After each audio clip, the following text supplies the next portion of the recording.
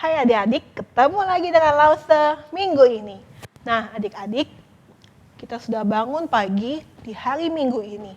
Kita mau mengucap syukur kepada Tuhan karena Tuhan sudah memberikan kita hari yang baru lagi.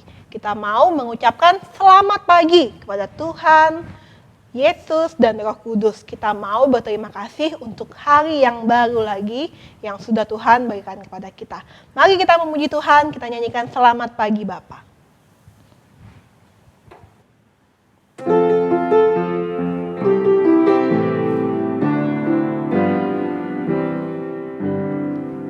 Selamat pagi Bapa, selamat pagi Yesus, selamat pagi Roh Kudus, terima kasih kau berkati aku.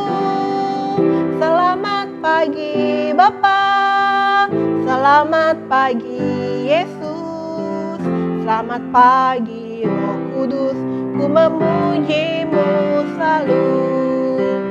Pikiranku, ucapanku, perbuatanku, biarlah selalu senangkanmu, Yesus Tuhanku. Lagi selamat pagi. Selamat pagi Bapa, selamat pagi Yesus, selamat pagi Roh Kudus, terima kasih kau berkati aku. Selamat pagi Bapa, selamat pagi Yesus, selamat pagi Roh Kudus, ku memujimu selalu. Pikiranku, ucapanku, perbuatanku, biarlah selalu senangkanmu, Yesus Tuhanku. Pikiranku, ucapanku, perbuatanku, biarlah selalu senangkanmu, Yesus Tuhanku. Mari adik-adik kita berdoa. Tuhan Yesus, terima kasih karena Tuhan sudah memberikan kami hari yang baru lagi. Terima kasih karena Tuhan sudah menjaga kami sepanjang malam. Kami mau berdoa untuk hari kami yang baru, biarlah pikiran kami, ucapan kami, dan perbuatan kami semuanya menyenangkan hati Tuhan. Terima kasih Tuhan, kami mau serahkan sekolah minggu kami dari awal hingga akhirnya hanya di dalam nama Tuhan Yesus, Juru Selamat kami yang hidup. Amin. Nah adik-adik, Tuhan kita itu Tuhan yang baik adik-adik ya. Tuhan kita penuh dengan kuasa, Tuhan kita penuh dengan rencananya di dalam hidup kita. Kita mau memuji Tuhan lagi, kita mau katakan Tuhan Yesus baik. Bisa ya? Tuhan Yesus baik, sungguh amat baik. Bisa? Kita nyanyi sama-sama.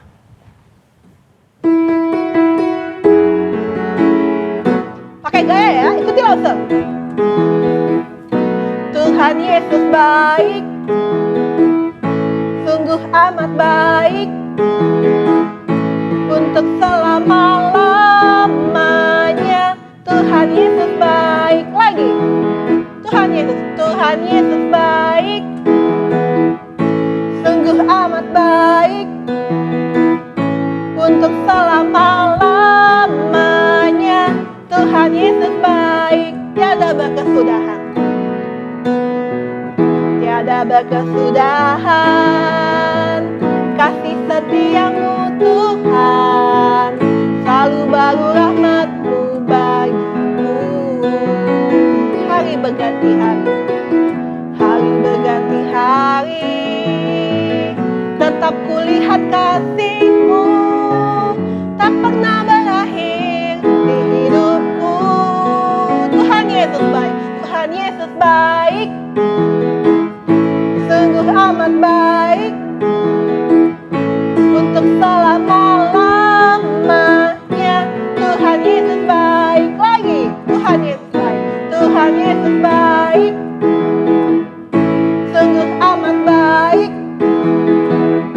untuk selama-lamanya. Tuhan Yesus baik. mau mendengarkan firman Tuhan. Tapi sebelumnya kita mau menyiapkan diri kita dulu, kita mau menyanyikan pujian lagi kepada Tuhan. Kita mau mengatakan bahwa Tuhan kita itu adalah Tuhan yang kuat, Tuhan yang hebat, Tuhan yang besar, yang bisa menolong kita. Kita mau nyanyikan kuat-kuat yang terkuat, hebat-hebat yang terhebat. Ya, ini mungkin adik-adik baru mendengar lagunya. Oleh karena itu kita nyanyikan pelan-pelan dulu ya pertama kali ya. Sambil kita belajar. Dengan gerakan adik-adik ya. Siap?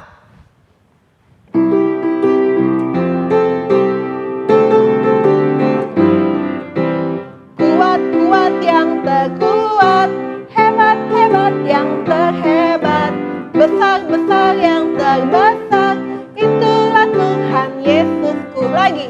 Kuat-kuat yang terkuat, hebat-hebat yang terhebat, besar-besar yang terbesar, itulah Tuhan Yesusku.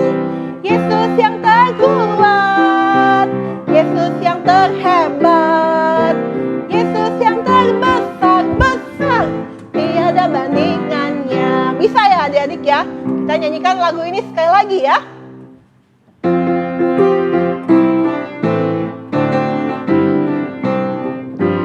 Kuat-kuat yang terkuat, hebat-hebat yang terhebat, besar-besar yang terbesar, itulah Tuhan Yesus. Kuat, kuat-kuat yang terkuat, hebat-hebat yang terhebat, besar-besar yang terbesar, itulah Tuhan Yesusku. Yesus yang terkuat, Yesus yang terhebat, Yesus yang terbesar-besar, tiada bandingannya. Yesus yang terkuat, Yesus yang terhebat, Yesus yang terbesar-besar, tiada bandingannya. Oke adik-adik, kita mau mendengarkan firman Tuhan. Ambil Alkitabnya, duduk yang manis, kita mau mendengarkan firman Tuhan. Selamat pagi adik-adik. Hari ini kita kembali bertemu untuk mendengarkan cerita firman Tuhan. Namun sebelum kita mendengarkan cerita firman Tuhan, mari kita berdoa terlebih dahulu. Bapa kami yang ada di surga, terima kasih pada pagi hari ini kembali kami boleh bersama-sama mendengarkan cerita firman Tuhan. Tuhan, tolong kami agar adik-adik boleh duduk dengan baik, memperhatikan dengan baik. Demikian juga bisa mengerti apa yang Tuhan inginkan. Tuhan, tolong kami. Kami memohon dalam nama Tuhan Yesus. Amin. Adik-adik, apakah adik-adik pernah diganggu enggak? Ketika adik-adik lagi asyik bermain, ada yang mengganggu dan merusak mainan adik-adik. Bagaimana sikap adik-adik? Atau adik-adik ini lagi asik makan ini. Lalu ada orang yang datang, lalu mengambil makanan adik-adik. Apa yang adik-adik akan lakukan? Mungkin kita akan marah, tapi kalau orangnya gede, mungkin kita akan takut. Tapi yang pasti, kita akan kesel dan kita tidak senang, bukan? Di dalam Alkitab ada sebuah cerita di mana diceritakan tentang apa yang dialami oleh orang-orang Israel. Waktu itu adik-adik, bangsa Israel diganggu oleh bangsa-bangsa lain yang ada di sekitarnya. Ada orang Midian, orang Amalek, dan orang-orang lainnya, mereka mengganggu orang Israel. Setiap kali orang Israel itu menanam bahan makanan, mereka itu datang Lalu mereka memusnahkan semua bahan makanan yang ada di sana. Dan mereka tidak meninggalkan sedikit pun bahan makanan untuk orang-orang yang ada di Israel.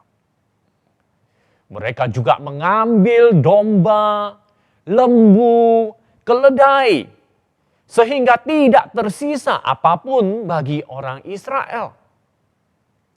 Orang Israel sangat kesal sekali, tetapi mereka tidak berani karena mereka selalu kalah berhadapan dengan bangsa-bangsa lain. Mengapa demikian? Apakah jumlah orang Israel itu kurang banyak? Hanya sedikit saja. Bukan adik-adik. Lalu karena apa? Apakah karena orang Israel itu kurang kuat sehingga mereka kalah berperang? Bukan itu adik-adik. Lalu mengapa mereka kalah? Di dalam Alkitab, di dalam Hakim-Hakim pasal 6, ayat yang pertama dan kedua mengatakan demikian. Orang Israel melakukan apa yang jahat di mata Tuhan. Sebab itu Tuhan menyerahkan mereka ke dalam tangan orang Midian 7 tahun lamanya. Dan selama itu orang Midian berkuasa atas orang Israel. Rupanya adik-adik, karena orang Israel itu tidak taat kepada Tuhan, mereka tidak hormat kepada Tuhan, mereka tidak menyembah Tuhan dengan benar. Mereka menyembah patung-patung. Akibatnya adalah Tuhan menghukum orang Israel. Setiap kali mereka pergi berperang, mereka mengalami kekalahan. Orang Israel kalah berperang. Akhirnya adik-adik, orang Israel sadar akan kesalahan mereka. Mereka tahu bahwa mereka bersalah. Lalu mereka berdoa dan minta pertolongan Tuhan. Mereka minta Tuhan tolong mereka. Lepaskan dari kesusahan, lepaskan dari penderitaan. Kalahkan musuh mereka. Apakah Tuhan mendengar doa mereka? Dengar adik-adik, ketika orang menyadari kesalahannya, lalu mengaku salah di hadapan Tuhan, Tuhan mendengarkan doa orang-orang Israel. Demikian juga dengan kita. Kalau kita ada salah, maka kita memohon ampun, menyatakan pertobatan, dan Tuhan akan mendengarkan doa kita. Lalu apa yang Tuhan lakukan? Tuhan memilih seorang yang bernama Gideon untuk memimpin orang-orang Israel pergi berperang. Gideon awalnya ragu, tetapi karena Tuhan yang memanggil dia mau taat melakukan apa yang Tuhan perintahkan. Lalu Gideon mengumpulkan orang-orang Israel. Dia katakan kepada rakyat Israel bahwa Tuhan akan memimpin mereka dalam berperang. Mereka harus pergi bersama-sama dengan Gideon. Adik-adik, karena rakyat orang Israel bertobat dan tahu akan pimpinan Tuhan, maka mereka mau mengikuti Gideon. Lalu Gideon mengumpulkan rakyat yang ada. Mereka yang mau pergi berperang.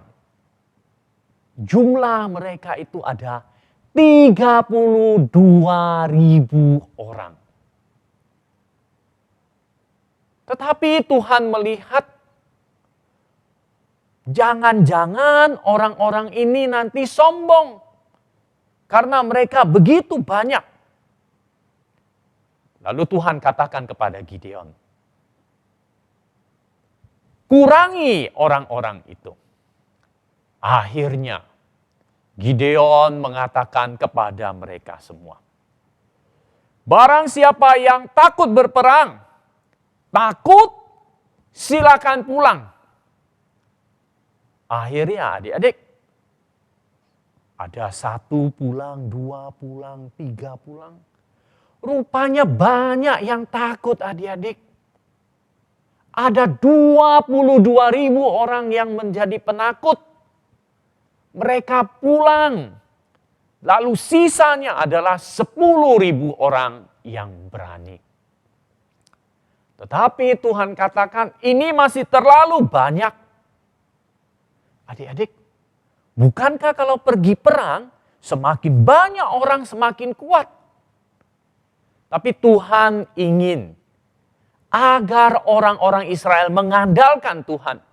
Sehingga Tuhan menyuruh mereka mengulangi lagi jumlah orang yang pergi berperang. Tuhan mengatakan kepada Gideon untuk memilih lagi orang-orang yang pergi berperang. Lalu Tuhan memerintahkan kepada Gideon, Gideon, suruhlah 10.000 orang ini pergi untuk minum. Di sana ada sebuah sungai. Lalu orang-orang pasukan tersebut pergi minum. Mereka minum air. Adik-adik, kalau adik-adik minum air itu bagaimana ya caranya? Ya biasanya kalau kita di rumah ya pakai gelas minumnya. Air dituangkan ke gelas, lalu kita minum. Tapi kalau di sungai bagaimana? Gak ada gelas. Apa yang akan kita lakukan? Ya, kita ada 2 cara adik-adik. Pertama adalah orang itu minum air dengan membungkuk, berjongkok, berlutut, lalu menjilat. Minum demikian, langsung ke sungainya. Lalu cara yang kedua adalah kita menggunakan tangan kita. Ambil airnya, lalu taruh di mulut, baru kita minum. Demikian juga orang-orang Israel, pasukan yang minum itu.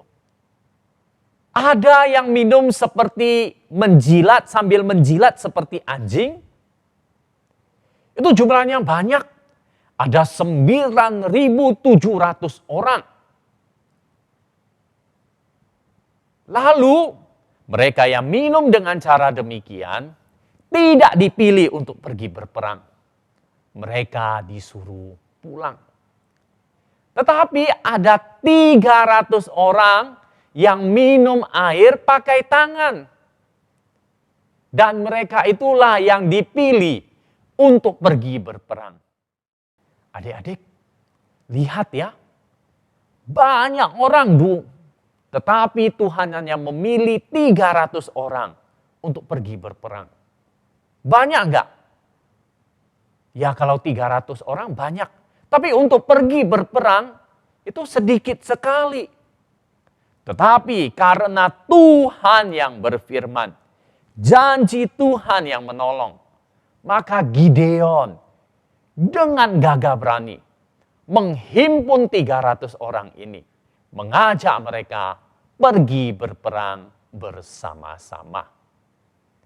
Pada malam hari, Gideon dan 300 orang, mereka membagi menjadi 3 pasukan.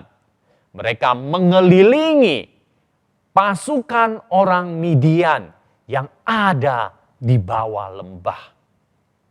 Pada saat itu, sesuai dengan perintah Tuhan, maka pasukan Israel itu meniup sangkakala.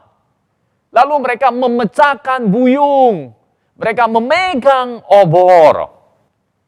Adik-adik, orang-orang Midian yang pada saat itu terkejut. Mereka kaget sekali. Orang Israel menyerang. Mereka itu banyak sekali. Mereka terkejut, kebingungan. Mereka akhirnya kacau balau. Mereka berhamburan ke sana, berlari ke sini. Wah, mereka tidak tahu apa yang harus mereka lakukan. Akhirnya mereka itu kebingungan dan mengalami kekalahan. Adik-adik, bangsa Israel menang berperang melawan orang-orang Midian. Mereka berhasil mengalahkan orang-orang Midian itu. Adik-adik, kenapa orang Israel bisa menang? Apakah karena pasukan mereka banyak? Tidak. Apakah karena mereka kuat-kuat? Iya sih, mereka kuat dan berani. Tetapi yang paling penting adalah Tuhan yang menolong mereka. Tuhan itu berkuasa. Dia yang menolong orang Israel untuk menang atas peperangan. Karena itu adik-adik, orang Israel tidak takut. Walaupun sedikit. Yang penting mereka menaati perintah Tuhan. Tuhan yang disembah oleh orang Israel sama dengan Tuhan yang kita sembah. Yesus Kristus. Tuhan Yesus itu menolong kita. Dia Allah yang mati di atas kayu salib. Tetapi dia tidak mati. Dia bangkit kembali. Dan kita yang percaya kepadanya, kita akan mendapatkan hidup yang kekal. Tuhan menolong kita, membebaskan kita dari musuh kita yang terutama, yaitu dosa. Dan kita bisa menang atas dosa. Kita harus taat kepada firman Tuhan. Kita bisa melakukannya. Mengapa? Tuhan yang menolong kita. Adik-adik, di dalam hidup kita tidak perlu takut. Ada yang takut, ini, itu. Tetapi kita yakin Tuhan tetap bersama-sama dengan kita. Kalau kita punya masalah, kita jangan takut. Kita berdoa kepada Tuhan. Minta Tuhan yang menolong kita. Tuhan pasti akan menolong kita, adik-adik. Berdoalah kepadanya. Adik-adik, mari kita mengingat Tuhan akan menolong kita. Karena itu kita ingat janji Tuhan. Kita hafalkan ayat hafalan hari ini. Ayat hafalan hari ini adalah ada di dalam Mazmur pasal yang ke-54 ayat yang ke-6. Demikian bunyinya. Sesungguhnya Allah adalah penolongku. Tuhanlah yang menopang aku. Sekali lagi kita baca dan kita menghafalkannya. Mazmur pasal 54 ayat 6. Sesungguhnya Allah adalah penolongku. Tuhanlah yang menopang aku. Jadi kita hafal sekali lagi ya. Mazmur 54 ayat yang ke-6. Sesungguhnya Allah adalah penolongku. Tuhanlah yang menopang aku. Ayat ini mengingatkan kita. Tuhan itu penolong kita. Tuhan menopang kita. Dia menjaga dan memelihara kita. Karena itu adik-adik harus ingat ayat ini. Sehingga kita tidak takut. Tuhan bersama dengan kita. Kita harus menuruti firman-Nya. Sekali lagi kita bacakan dan kita hafal. Mazmur 54 ayat yang ke-6. Sesungguhnya Allah adalah penolongku. Tuhanlah yang menopang aku. Amin. Kita berdoa. Bapa kami yang di surga, terima kasih karena kami memiliki Tuhan yang selalu beserta dengan kami. Tuhan yang menolong kami. Ketika kami ada masalah, ketika kami menghadapi persoalan, kami datang kepada Tuhan. Kami mau berdoa dan Tuhan mendengarkan serta menolong kami. Tuhan, kuatkan anak-anak-Mu sehingga mereka menjadi orang yang pemberani, berani melakukan firman Tuhan dan berani menjadi anak-anak Tuhan. Kami berdoa memohon berkat Tuhan kepada setiap adik-adik ini. Beri mereka kekuatan, beri mereka kesehatan. Jadikan mereka anak yang rajin membaca firman Tuhan, berdoa, dan melakukan kehendak Tuhan. Kami memohon kepadamu dalam nama Yesus Kristus. Amin. Demikian cerita firman Tuhan hari ini adik-adik. Sampai ketemu. Tuhan memberkati kita.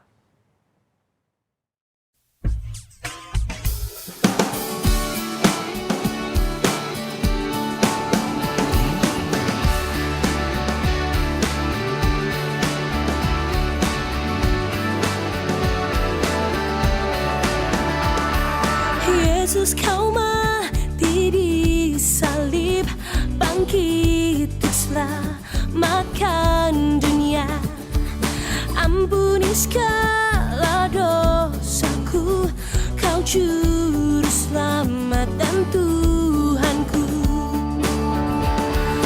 Ubahkan ku jadi baru, tolong ku hidup bagimu. Ubahkan ku jadi baru, tolong ku hidup bagimu.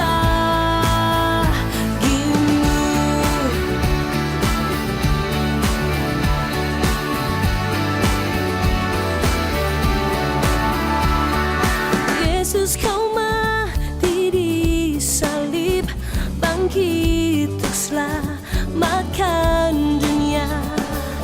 Ampuni segala dosaku, kau juru selamat dan Tuhanku.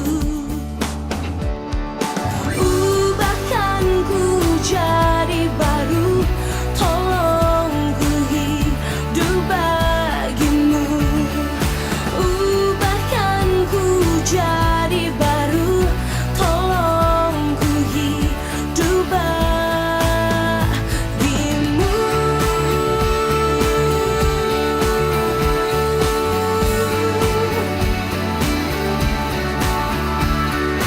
Ubahkan ku jadi baru, tolong ku hidup bagimu. Ubahkan ku jadi baru, tolong ku hidup bagimu.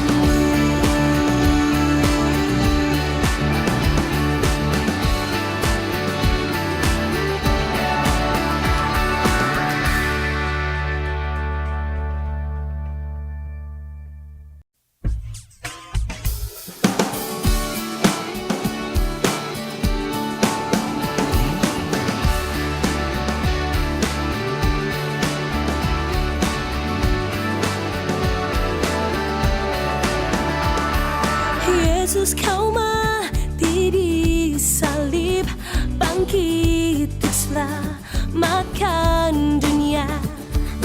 Ampuni segala dosaku, kau juru selamat dan Tuhanku.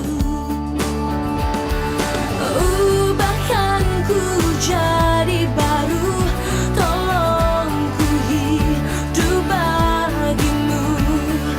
Ubahkan ku jadi baru, tolong ku hidup bagimu.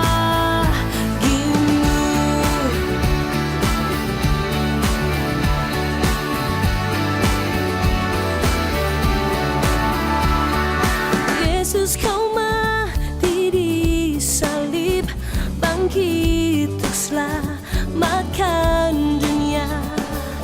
Ampuni segala dosaku, kau juru selamat.